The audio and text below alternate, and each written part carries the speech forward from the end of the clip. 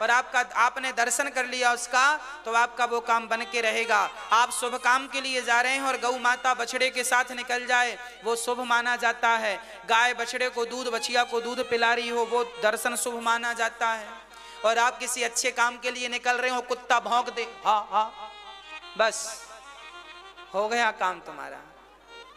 और आजकल लोग घर में ही पाल के रखते हैं, कहीं भी गए तो पहले वो बात करेगा।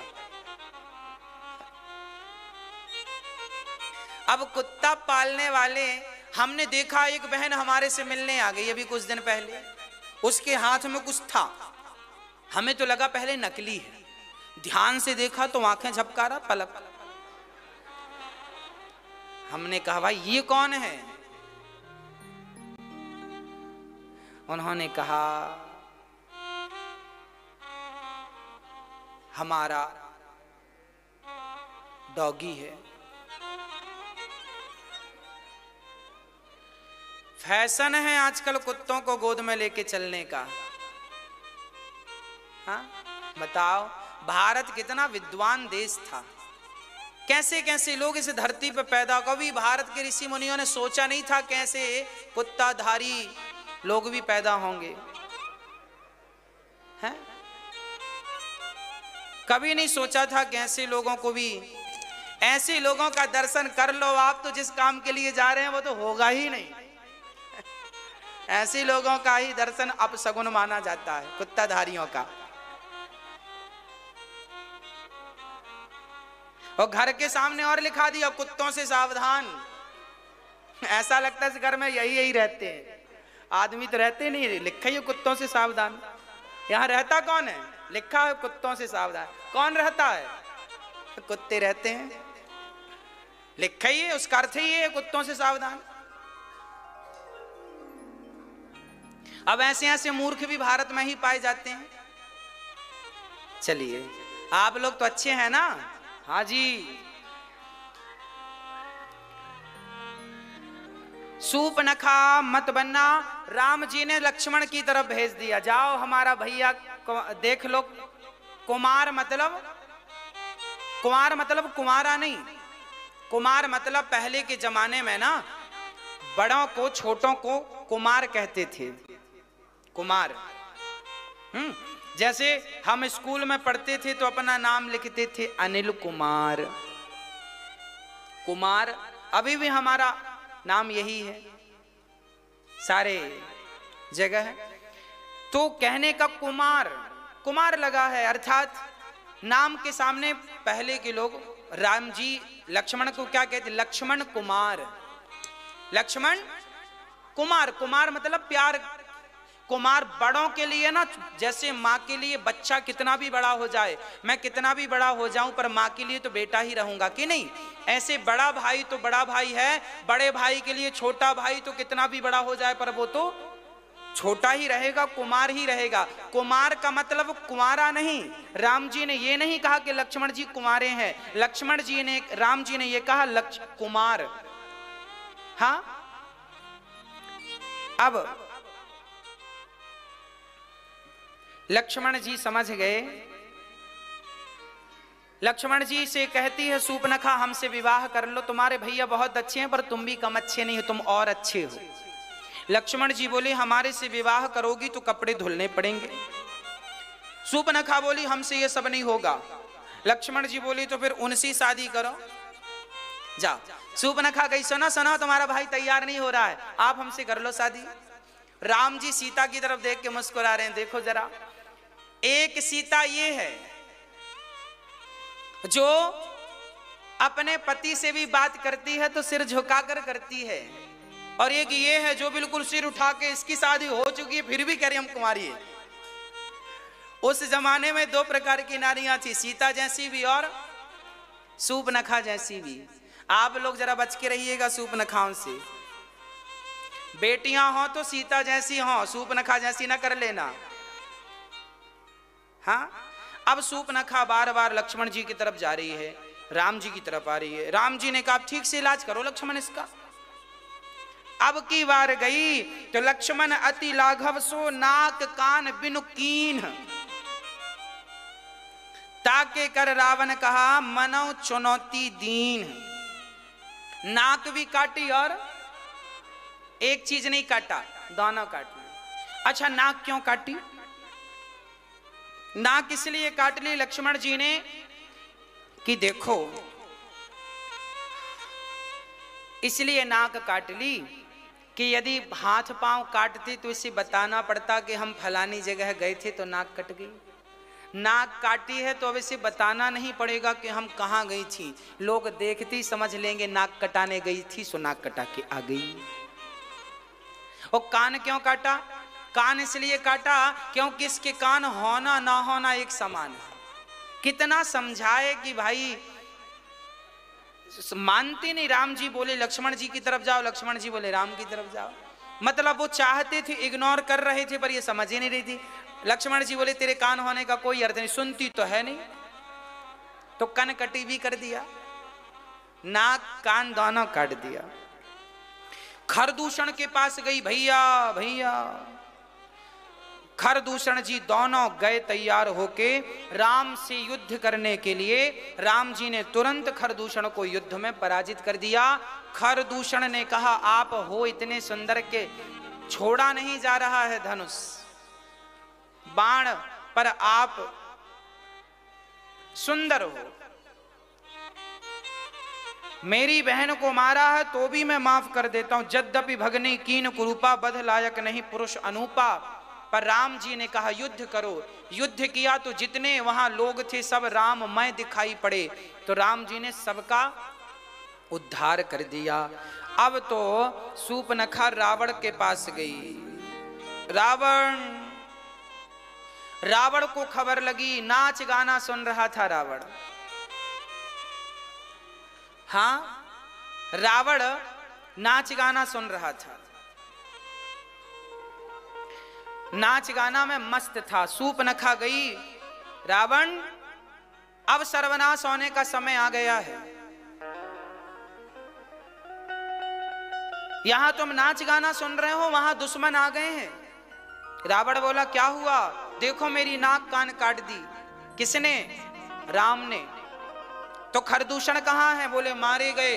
रावण घबराया, खरदूषण सम मोहि बलवंता, तिन्हि को मारे बिनु भगवंता। रावण को रात भर नींद नहीं आई, विचार करता रहा क्या धरती पर भगवान आ गए हैं? क्या इस धरा पर भगवान आ गए हैं? रावण सोचा यदि आ गए हैं तो चलो उनका दर्शन कर लो। अच्छा, रावण को परीक्षा, रावण सोचा वो भगवान ही हैं, परीक्षा लेकर देख लूं, ऐसा तो नहीं मैं कंफ्यूज हो रहा हूं। तो रावण ने मारीच को सोने का मृग बना दिया।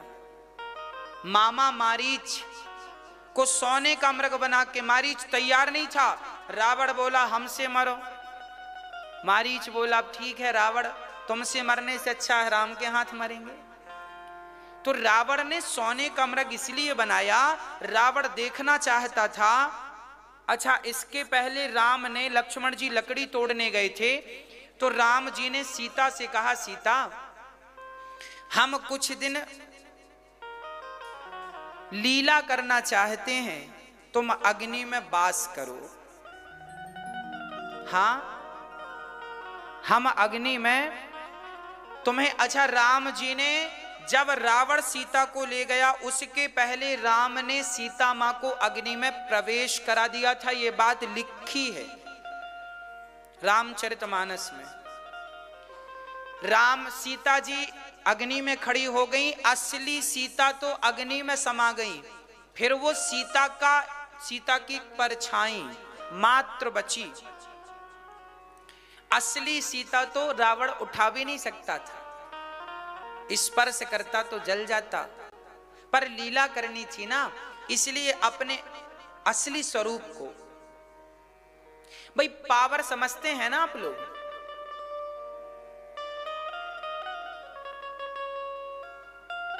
आपके घर में जो मीटर लगता है ना बिजली का, वो मीटर 1 किलोवाट का होता है, जो सारा घर का काम करता है। घर में ज्यादा एसी वगैरह लगाओ तो 2 किलोवाट 5 किलोवाट का मीटर लगाना। जितना किलोवाट बढ़ेगा उतना उस मीटर का और घर की बिजली का पावर भी बढ़ता जाएगा। फॉर एग्जाम्पल समझिएगा, बड़े बड़े खंबे निकलते हैं, मोटे मोटे 20-20 तार निकलते हैं। देखा ना आप लोगों, बड़े बड़े लाइनों की लाइट की लाइन पड़ी होती है, बड़ी बड़ी खंबे, बहुत बड़े बड़े 200-200 फीट के खंबे, देखा कि नहीं? मोटे मोटे तार, उनके नीचे खड़े हो तो चट चट की आवाज आती है। हाँ या ना? बात समझ में आ रही है? वो सबसे हाई बिजली होती है, उस बिजली से लाइट नहीं जल सकती, वो शुद्ध बिजली है। उनसे जाकर डीपी इत्यादि से फिर वो वोल्टेज कम होता है, फिर कम होता है तो एक बड़ी लाइन गांव से गुजरती है, फिर उस बड़ी लाइन से एक डीपी लगती है वहां पर, उससे होकर के फिर वो सामान्य 3 तार निकलते हैं जो गांव गांव में बिजली लाइट जलाने के काम आते हैं। अब समझिएगा, रियल जो लाइट है वो तो इतनी पावरफुल है कि 20 वो जो बड़ा खंबा होता है ना 100-200 फीट वाला, जिससे चढ़ चढ़ की आवाज आती है, उसके पास कोई 20 फीट आदमी पहुंच जाए, उसकी तार की दूरी से 20 फीट दूर भी आप खड़े रहेंगे तो वो अपनी तरफ खींच लेता है। हाँ या ना? इतना पावरफुल तार होता है, वो बिजली होती है, 20 फीट दूर से आपको खींच लेगा और तुरंत लगभग 1 सेकंड के समय में जला के राख कर देगा। इतनी पावरफुल बिजली होती है। जबकि वह बिजली जब डीपी इत्यादि उपकरणों से होकर गुजरती है, कम होकर, तो उसका वोल्टेज कम हो जाता है, फिर वो आपको केवल 1.5 फीट से ही खींचती है। जो पावरफुल लाइट जाती है ना, जिसे बड़ी लाइन कहते हैं, बड़ी लाइन 1 फीट से खींच लेती है।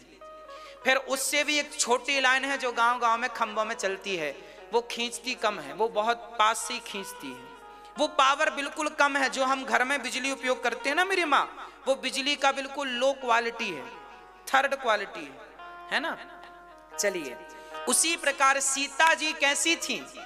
सीता जी तो बिल्कुल वो पावरफुल बिजली की बड़ी लाइन जैसी थी, पावर से भरी थी सीता जी। पर जिस सीता को रावण लेकर गया, वो तो घर में जो बिजली यूज करते हैं उतना ही पावर बचा। अग्नि में सारा पावर सीता जी ने लगा दिया, सारा पावर सीता जी ने अग्नि में सुरक्षित रख दिया और मात्र थोड़ा ही पावर बचा सीता के पास।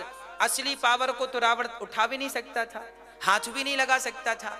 इसलिए सीता जी ने अग्नि में जो प्रवेश किया है, ये अपना पावर अग्नि में दे दिया और थोड़ा सा पावर लेके गई हैं लंका, ताकि लीला हो।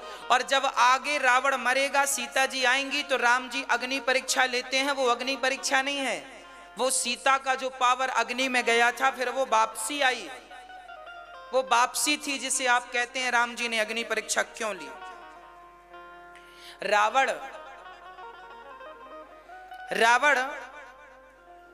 चला, सोने का मृग सामने चल रहा था, रावण छिप कर खड़ा था और राम जी ने देखा राम जी ने सोने का मृग देखा, पर राम जी समझ गए ये मायावी मृग है।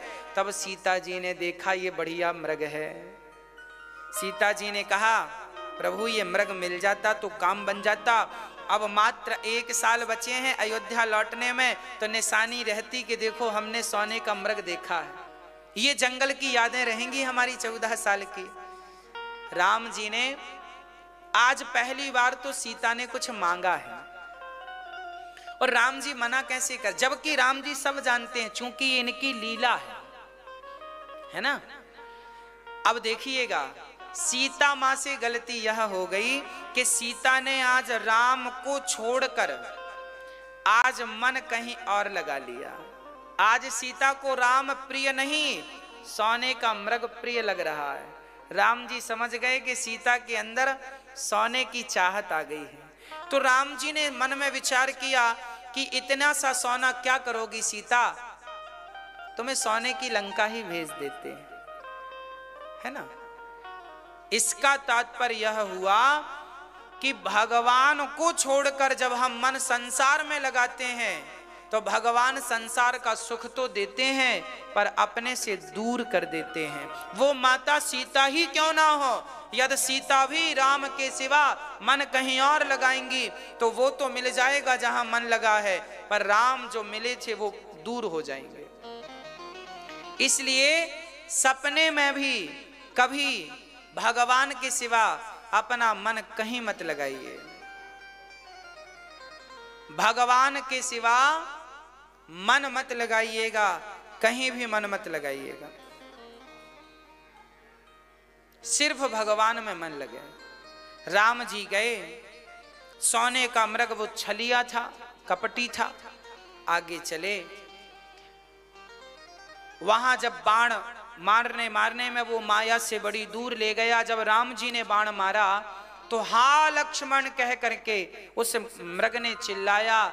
सीता जी को लगा कि राम संकट में हैं, जाओ लक्ष्मण।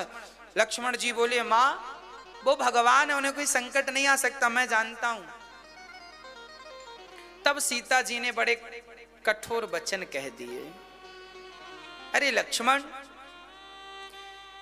मरम वचन सीता तब बोला, मरम वचन जब सीता बोला, हरि प्रेरित लक्ष्मण मन डोला।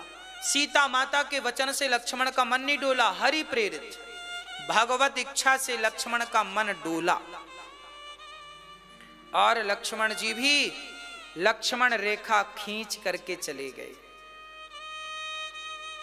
सीता जी ने बहुत उल्टा बोल दिया लक्ष्मण को, तुम तो चाहती हो कि राम मर जाएं। हाँ, वहां भरत ने निकाल दिया, अब तुम्हें तो लगता है राम जी चुभ रहे हैं। आहा, जब ऐसे वचन बोले लक्ष्मण जी बोले भाभी को क्या हो गया है। लक्ष्मण जी को सीता मां के वचनों से प्रभावित नहीं हुए, वो भगवान की इच्छा से प्रभावित हुए और वो गए। और जब गए तो रावण को अवसर मिल गया। स्त्रियों को अपनी नजर में ही रखना चाहिए, चाहे वो बेटी हो, चाहे वो बहन हो, चाहे वो पत्नी हो, चाहे वो मां हो। अपनी आंखों के सामने अपने आसपास रखना चाहिए। अकेला कभी भी अपनी बहन, बेटी, पत्नी और मां को नहीं छोड़ना चाहिए, क्योंकि नारी बाहर चार दीवारी के बाहर वो असुरक्षित हो जाती है। कब कौन आ जाए और किस नजर से आपको देख ले। इसलिए कहा जाता है कि जरा मर्यादा में रहा करो, है ना। जब सीता जैसी नारी अकेली हुई तो रावण जैसे सीता का हरण करने आए। बाबा जी बन के बैठ गया रावण, सुनो भूख लगी है। सीता जी बोली तो आओ फल ले लो। बोले ना। रावण गया लक्ष्मण रेखा पार करने तो लक्ष्मण रेखा जला रही थी रावण का। रावण का तो इतना भी बल नहीं था कि लक्ष्मण की रेखा को पार कर सके। अब सोचो कि जो रावण लक्ष्मण की रेखा को पार नहीं कर सका, वो रावण क्या लक्ष्मण से युद्ध कर सकता था? लक्ष्मण जी का एक बाण रावण को चित्त कर देता। जिनकी रेखा पार नहीं हुई रावण से, उनके बाणों का बल रावण सह पाता। पर राम को तो लीला करनी है ना आगे की। रावण की ताकत नहीं है कि जगत जननी जगदम्बा को उठाकर ले जाए। सीता रावण के कहने से या रावण के जबरदस्ती से नहीं गई। सीता मां आज अपनी इच्छा से गई हैं। यदि सीता लंका ना जाती और राम जी रावण को ना मारते तो आज राम की जय जयकार कैसे होती, राम को भगवान लोग कैसे कहते। इसलिए आज सीता जी कृपा करके लक्ष्मण रेखा को देखिए। माता सीता को पता था कि हमारे घर साधु बैठे हैं, साधु बैठे हैं। और साधु जब बैठे हैं भूखे, तो सीता ने क्या कहा? रावण बोला मैं भूखा रह जाऊंगा, मैं भूखा रहूंगा तो तुम्हें श्राप लगेगा। आपके घर पे कोई अतिथि भूखा बैठा है तो आपको श्राप नहीं लगेगा। सीता जी ने कहा ठीक है, मेरे द्वार पर कोई भूखा ना बैठा रहे। इसलिए सीता जी लक्ष्मण रेखा तोड़कर आज किसी अतिथि को भोजन देने आई हैं। आज किसी अतिथि को वो भोजन देने आई हैं। जरा ध्यान से सुनिएगा। किसी ने कहा, सीता यदि तुम बाहर गई तो रावण उठा ले जाएगा। सीता बोली, कोई बात नहीं, रावण भले उठा कर ले जाए, परंतु मेरा धर्म है कि मैं सदा अपने अतिथि देवो भव का निर्वहन करूंगी। मेरे घर में अतिथि आ जाए, मैं उनको भगवान की तरह पूजूंगी। मैं अपना धर्म नहीं छोड़ती। और जिस धर्म का पालन सीता ने किया, अंत में उसी धर्म ने सीता की रक्षा की। अंत में उसी धर्म ने सीता की रक्षा की। कहने का अर्थ यह हुआ कि माता सीता को पता था कि ये रावण है, पर फिर भी माता सीता इसलिए गई कि मेरे द्वार पर कोई भूखा ना बैठा रह जाए। आपसे भी प्रार्थना है, आप भी अपने द्वार से किसी को भूखा मत जाने दिया करो। आजकल लोग कह देते हैं कि कमा कर खाते क्यों नहीं हो।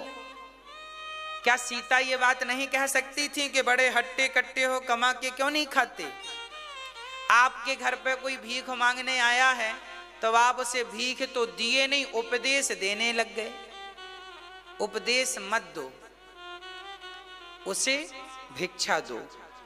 द्वार पे आए हुए को भिक्षा देनी ही चाहिए, क्योंकि ना जाने किस रूप में नारायण मिल जाएं। अब तो सीता जी लक्ष्मण रेखा से बाहर गईं और रावण सीता का हाथ पकड़ करके पुष्पक विमान पर बिठाता है और सीता को लेकर के उड़ जाता है। सीता रोने लगी, हा लक्ष्मण, तुम्हारा कोई दोष नहीं था। सच ही कहा था तुमने कि वो भगवान है, उन्हें कुछ नहीं हो सकता। हे लक्ष्मण, तुम्हारा दोष नहीं था। हे रघुनंदन, कहाँ हो? अब तो सीता रो रही हैं, लक्ष्मण, हाँ राम, राम कहाँ हो? राम राम बुलाने लगी, कोई नहीं सुना। तब जटायु ने देखा, जटायु ने देखा कि कोई स्त्री परेशान है। तो जटायु दौड़ करके आया, ए रावण, खड़ा हो जा। रावण बोला, कौन है तू?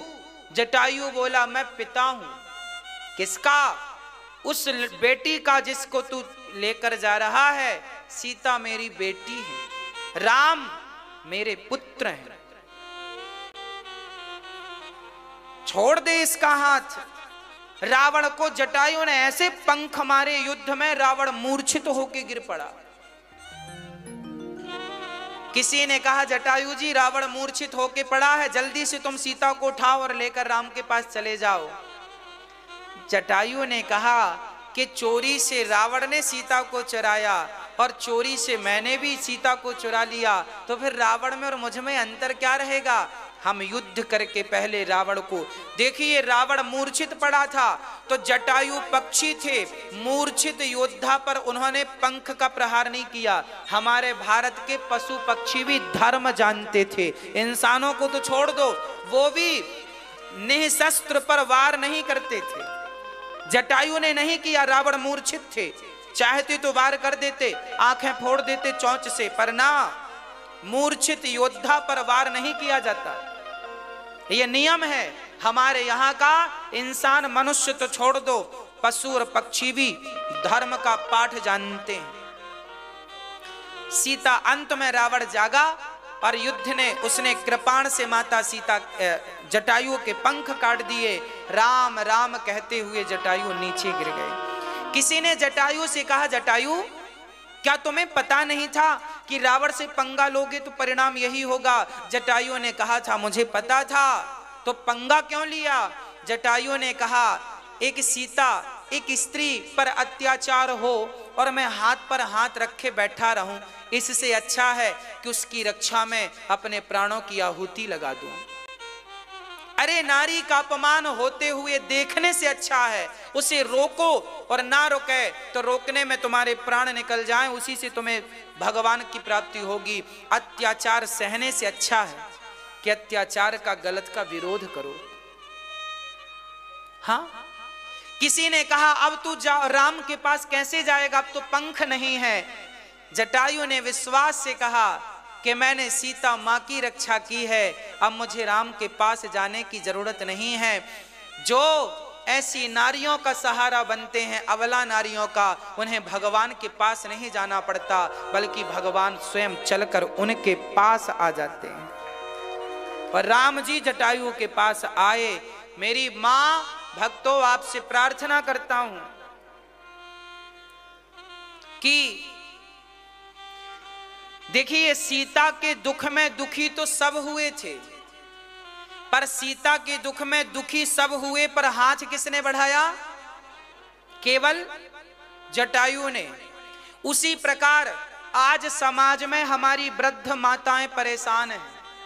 उन माताओं का दुख सुन सुनकर दुखी तो सब हो जाते हैं, पर उनके लिए अपने हाथ दानव इस दास अनिरुद्ध ने बढ़ाए, आप लोगों ने बढ़ाए कि चलो इन माओं के रहने खाने की यहाँ व्यवस्था करते हैं। अरे माओं के दुख से सब दुखी जरूर होते हैं, पर माओं के जीवन में एक मैया यहाँ 2 दिन पहले आई, रोने लगी।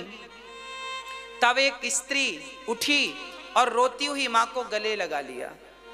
अच्छा था।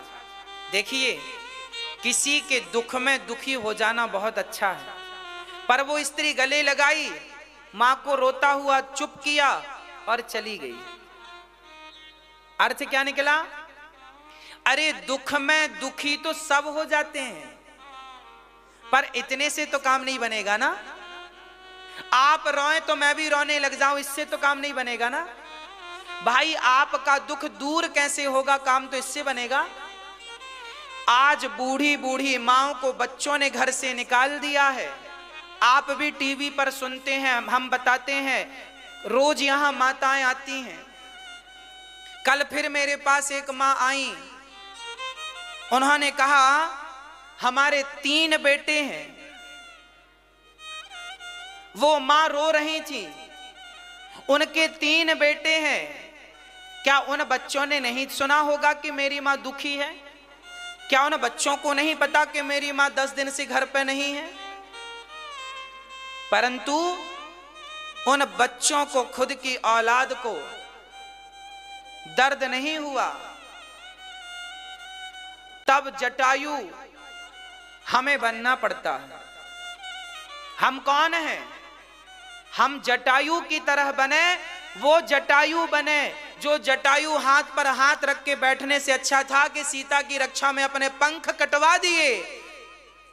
उसी तरह ये दास जटायु के पग चिन्हों पर चलना चाहता है कि मैं भी आज भारत की माताओं को रोता हुआ नहीं देख सकता, मैं रोता हुआ नहीं देख सकता। मैं केवल आंसू पहुंचूंगा नहीं, बल्कि उन माओं को हंसाऊंगा, उन माओं की सेवा करके उनका दुख दूर करूंगा, उनको प्रसन्न करके। इन माओं की सेवा के लिए ये दास दिन रात मेहनत इसलिए करता है कि इन माओं को रहने का ठिकाना मिल जाए। बच्चों ने तो घर से निकाल दिया, पर इन माओं को कोई तो सहारा मिले। मैया जी आई हैं। मैया कहाँ से हैं आप? कितने बच्चे हैं आपके? मैया जी बताएंगे कितने बेटे हैं मैया जी आपके? 3 हैं। 3 बेटे हैं।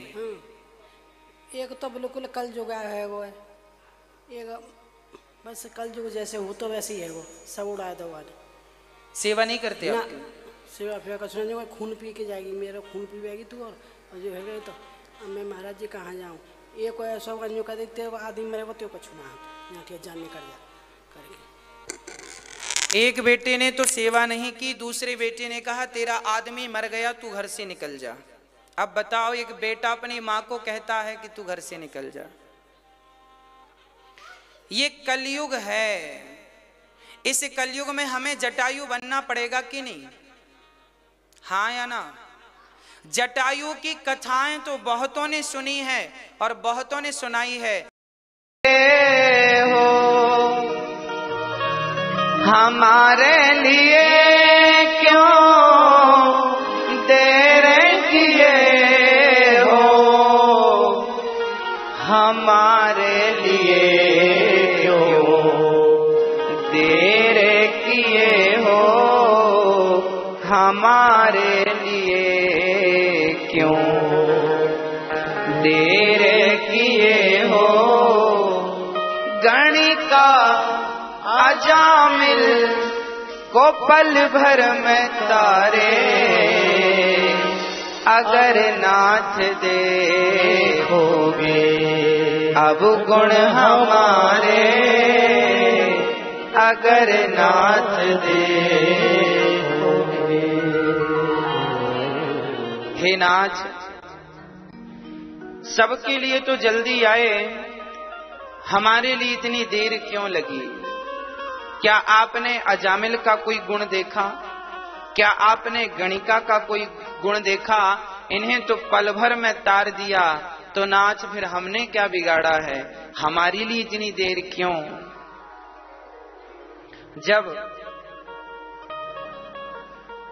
जब हम भगवान से सच्ची प्रार्थना करते हैं कि हे नाथ, अब हमें भवसागर से पार लगा दो, क्योंकि हमारा अब आपके अतिरिक्त कोई नहीं है ना। जब भगवान ये देखते हैं कि अब ये मेरे आश्रित है, तब भगवान हमें पार लगाते हैं। भगवान श्री राम इंतजार कर रही है माता शबरी। शबरी को इंतजार करते करते बुढ़ापा आ गया। शबरी जब छोटी सी थी तो शबरी की माँ शबरी की चोटी कर रही थी। इकट्ठा क्यों कर रहे हैं? माँ ने कहा, बेटा परसों तेरा विवाह है, तेरे विवाह में ये पशुओं की बलि चढ़ेगी, इनका मांस बारातियों को परोसा जाएगा। मीरा शबरी माँ ने कहा, माँ मेरे विवाह के लिए इतने सारे पशुओं का बलिदान होगा? हाँ बेटी, हम जंगल के राजा हैं ना, तो बारातियों को मांस परोस कर उन्हें प्रसन्न करना है। तुरंत शबरी ने अपनी चोटी माँ से छुड़ाई और कहा, माँ यदि मेरी खुशी में, यदि मेरे विवाह में मेरी खुशी पिता देखना चाहते हैं और मेरी खुशी के लिए यदि इतने मूक निर्दोष पशुओं का बलिदान देकर के मुझे प्रसन्न कर रहे हैं, तो माँ मैं विवाह ही नहीं करना चाहती। शबरी माँ गई और जितने पशु बंधन में थे सबको खोल दिया, बंधन से मुक्त कर दिया। सारे जानवर जंगल की तरफ बड़ी प्रसन्नता से चले गए। विचार करो कि जिसे मारने के लिए बंदी बनाया हो, उसे आप जब आजाद करेंगे तो उसे प्रसन्नता कितनी होएगी। उन पशुओं के अंदर से आवाज निकली, शबरी तुमने हमें मुक्त किया है, भगवान तुम्हें मुक्त करेंगे। वो आवाज निकली, शबरी पलट कर घर नहीं गई, शबरी सीधा जंगल चली गई।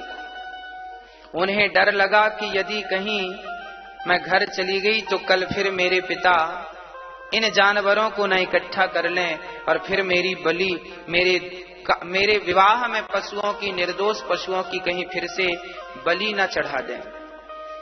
शबरी ने कहा, आज हम प्रतिज्ञा करते हैं विवाह ही नहीं करेंगे। और शबरी ने विवाह ही नहीं किया। अब जंगल चली तो गई शबरी, पर चुनौती यह थी जाएंगी कहां? घनघोर जंगल था, चारों तरफ जंगल घूमते घूमते बचते बचाते वो मतंग जी के आश्रम में चली गई। वहां देखा तो बहुत सारे साधु आंख बंद करके बैठे थे। शबरी बड़ी भोली थी, भीलों की बेटी थी, पूजा पाठ करना, सत्संग करना जानती भी नहीं थी। पर सत्संग नहीं करती थी तो क्या हुआ, साधु संत जब पूजा करते थे तो ये छिप छिप के झाड़ियों से देखा करती थी, देखती थी बाबा लोग कैसे पूजा करते हैं, कहाँ जाते हैं। स्नान करने जाते थे तो उनके रास्ते में बड़ा कंकड़ पत्थर होते थे। शबरी ने गुरुजनों का रास्ता साफ करने के लिए झाड़ू लगानी शुरू कर दी। जिस रास्ते से साधु संत स्नान करने जाते थे, पुष्प तोड़ने जाते थे, वो सारा रास्ता वहां से साफ कर दिया पूरा शबरी ने। साधुओं ने देखा कि कोई रास्ता साफ कर रहा है। एक साधु ने पकड़ लिया, अरे ये महिला हम बाबाओं के बीच में क्या कर रही है? मतंग जी के आश्रम, मतंग जी गुरु जी थे, ले गए, देखो गुरु जी ये महिला है। मतंग जी ने पूछा, बेटी तुम कौन हो? बाबा मैं शबरी हूं। अच्छा तुम्हारा नाम शबरी है? हाँ। शबरी का अर्थ क्या है? शबरी का नाम शबरी नहीं था। भगवान के इंतजार के लिए उतना उसने जीवन भर सब्र रखा था, इसलिए उसका नाम पड़ गया सब्र रखने से सबरी। श्रद्धा और सबुरी कहते हैं ना, सबुरी रखो, सबुरी मतलब धैर्य, धैर्य रखो। सबरी गुरु जी से कहती है, गुरुदेव क्या हमें भी भगवान मिलेंगे कभी? मतंग जी ने कहा, बेटी जरूर मिलेंगे, तुम केवल भगवान का नाम जपो बस। किसका नाम जपो? क्या नाम है भगवान का गुरुजी? बेटी बोलो राम। शबरी ने कहा राम। बेटी बोलो राम। शबरी ने फिर बोला राम। बस बेटी तुम इसी का जाप करना, राम राम राम।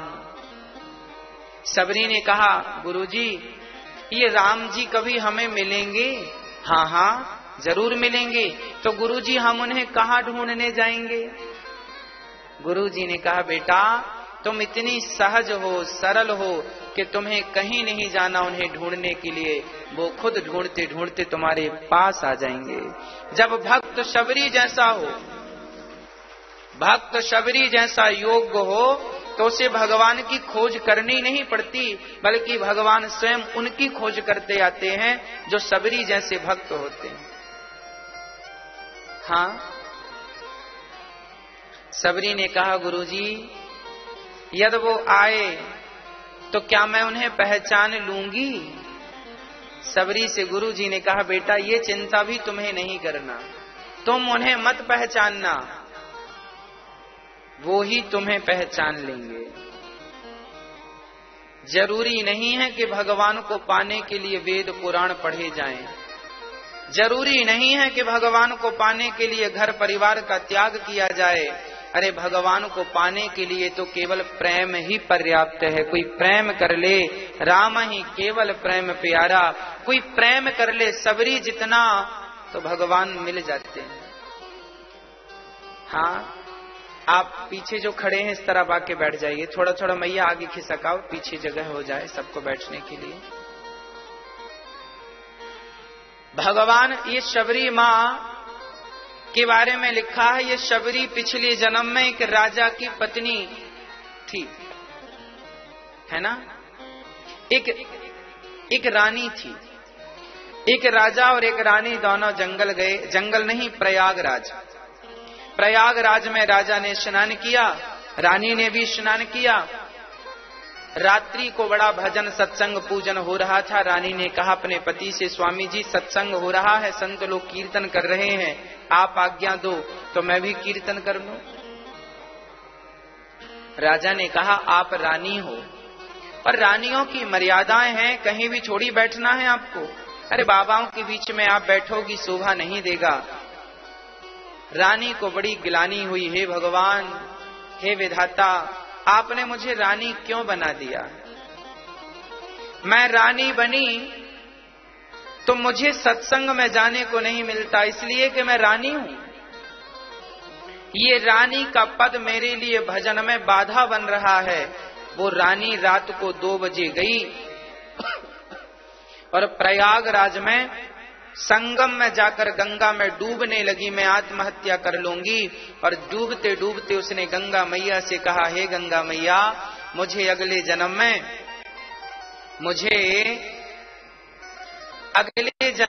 आप भीलों की बेटी बना देना,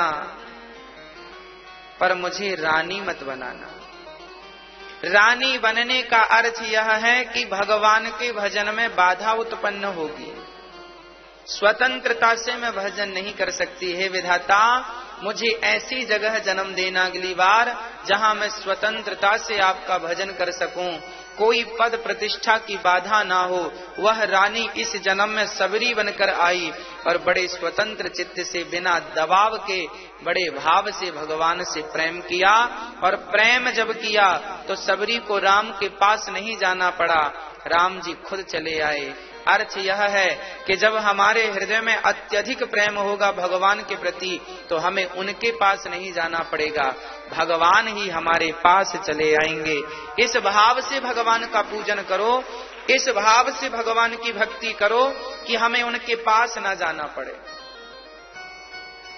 वो हमारे पास आए, हम इस योग बने। इतना प्रेम करो, इतना प्रेम करो, कितना, जितना सबरी माता करती हैं। राम जी आए तो कंद मूल फल खिलाया माता सबरी ने। केवल कंदमूल फल नहीं, बड़े विद्वान कहते हैं बेर तोड़ कर लाई, है ना। और बेर राम जी को खवाया, और वो भी चख चख कर देखा। पहले तो बेर तोड़ने गई तो उन्होंने देखा कि जिस पहले बेर चखती है, इस पेड़ का बेर मीठा है तो इस पेड़ के बेर, फिर इसका खट्टा, उस पेड़ के सारे बेर छोड़ दिए, चुनती है वो। और जब मीठे मीठे भर के लाई तो भी उसे डाउट था कोई कड़वा ना हो जाए, कोई खट्टा ना हो जाए, तो पहले आधा थोड़ा सा खुद चख लेती है, फिर भगवान को खवाती है। भगवान जूठे बेर खा रहे हैं, जूठे। ये किसका जूठा खा रहे हैं? भक्त का जूठा। भगवान का एक नाम है माता। हम लोग गाते हैं त्वमेव माता च पिता त्वमेव, त्वमेव बन्धुश्च सखा त्वमेव, त्वमेव विद्या द्रविणम् त्वमेव, त्वमेव सर्वम् मम देव देव। मात पिता तुम मेरे, शरण गहूँ मैं किसकी, स्वामी शरण गहूँ मैं किसकी। तुम बिन और न दूजा, प्रभु बिन और न दूजा। आस करूं मैं किसकी, ओम जय जगदीश हरे।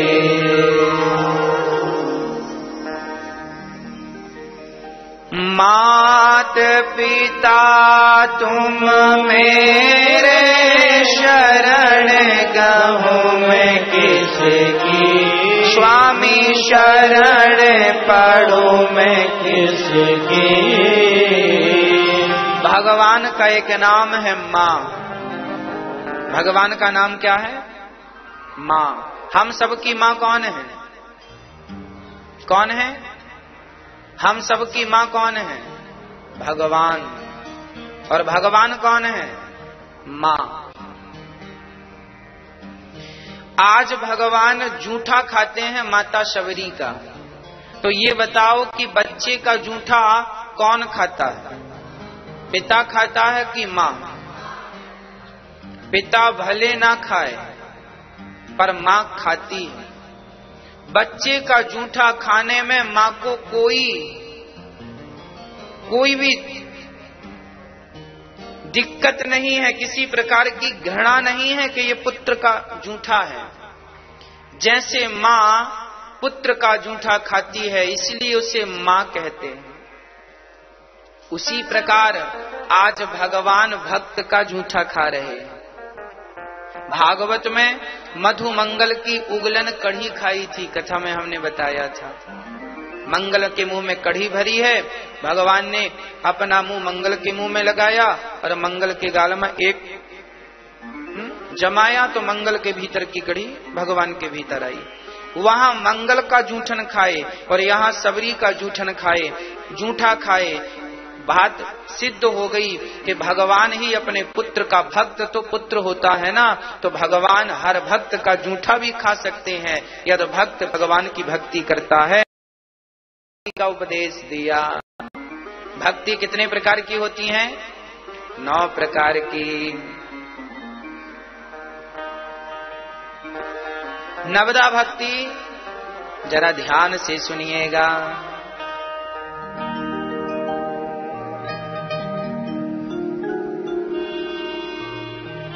है ना?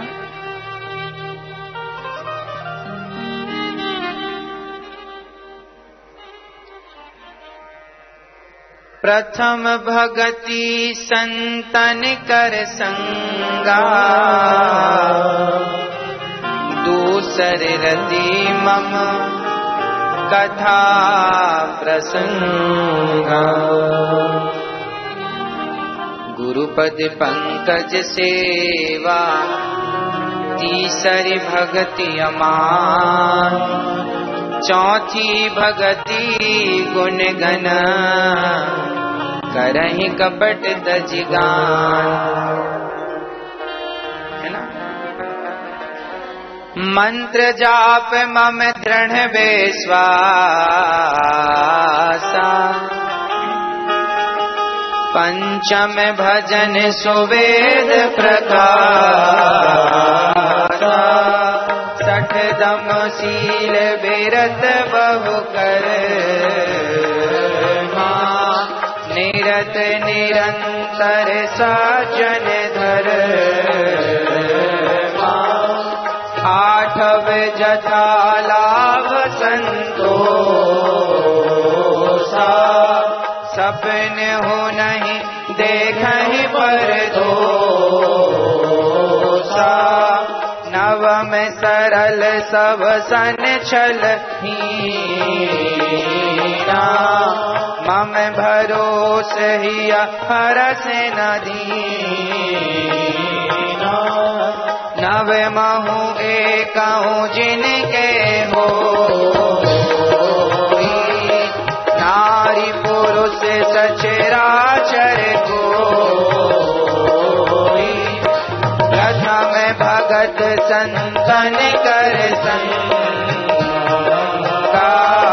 दूसर रति मम कथा प्रसंगा।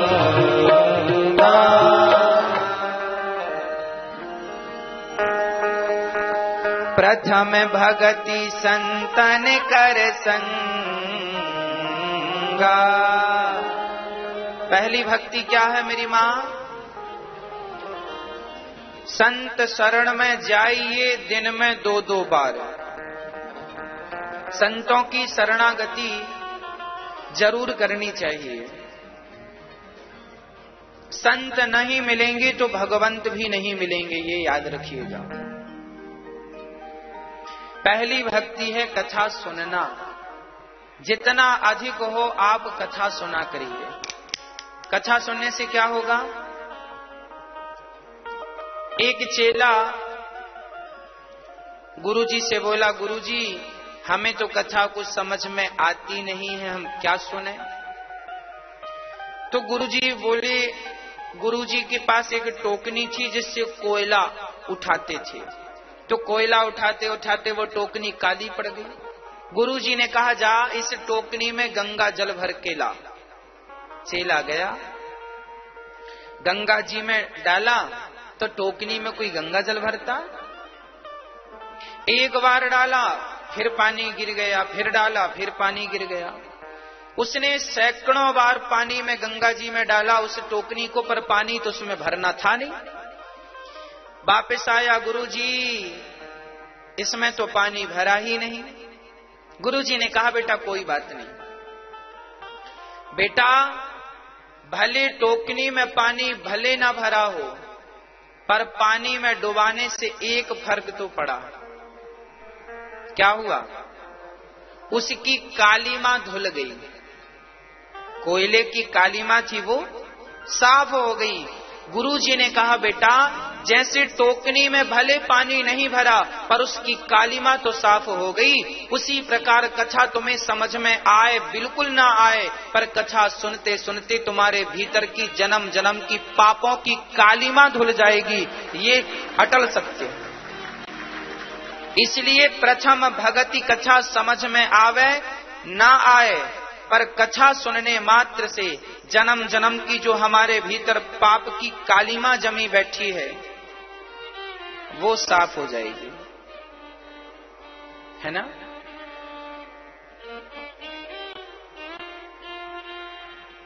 इसलिए सत्संग कभी ना छोड़ो।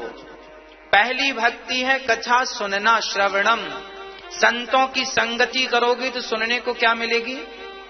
कथा ज्यादा ना सही तो एक घड़ी आधी घड़ी आधे की पुनियाद, तुलसी चर्चा राम की हरहि कोटि। बच्चों को ज्यादा ना सही छोड़ी ही, पर कथा सुनवाओ। आपके बच्चे कथा सुनेंगे तो उनके संस्कार बनेंगे, उनका बुढ़ापा सुखमय बीतेगा यदि वो आज से कथा सुन के समझने लग जाएंगे तो, है ना। तो पहली भक्ति क्या है? मेरी माँ मैया जी, ओ मेरी माँ। क्या है पहली भक्ति? कथा को